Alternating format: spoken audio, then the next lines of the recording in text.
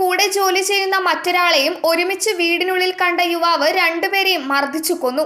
അസമിലെ നഗാവ് ജില്ലയിലുള്ള കാംപൂരിലാണ് സംഭവം. തുടർന്ന് യുവാവ് പോലീസ് സ്റ്റേഷനിലെത്തി കീഴടങ്ങി. സംഭവത്തിൽ പോലീസ് കേസ് രജിസ്റ്റർ ചെയ്ത് അന്വേഷണം ആരംഭിച്ചു.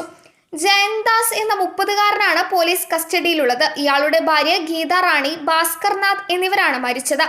ഇരുവരും മംഗൽദായിലെ ഒരു സ്കൂളിൽ ഒരുമിച്ച് ജോലി ചെയ്യുന്ന അധ്യാപകരാണ്.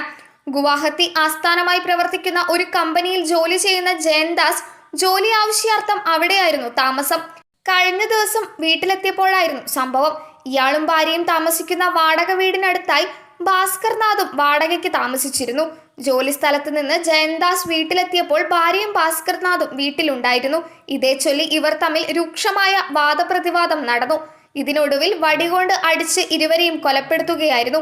ശേഷം കാംപൂർ പോലീസ് സ്റ്റേഷനിലെത്തിയ യുവാവ് ഉദ്യോഗസ്ഥരോട് കാര്യം പറയുകയും കീഴടങ്ങുകയും ചെയ്തു. പോലീസുകാർ ജയന്തിനെ കസ്റ്റഡിയിലെടുത്തു. പോലീസ് സ്ഥലത്തെത്തി മൃതദേഹങ്ങളിൽ പരിശോധന നടത്തിയ ശേഷം പോസ്റ്റ്മോർട്ടത്തിന് അയച്ചു. ഗീതാ റാണിയും ഭാസ്കർനാഥും തമ്മിൽ ദീർഘകാലമായി ബന്ധമുണ്ടായിരുന്നുവെന്നും ഇരുവരും 4 വർഷമായി അടുത്തുള്ള സ്കൂളിൽ ഒരുമിച്ച് ജോലി ചെയ്യുകയാണെന്നും പോലീസ് പറഞ്ഞു. വിശദമായ അന്വേഷണം ആരംഭിച്ചിട്ടുണ്ട്. News desk മലയാളാക്ഷരം.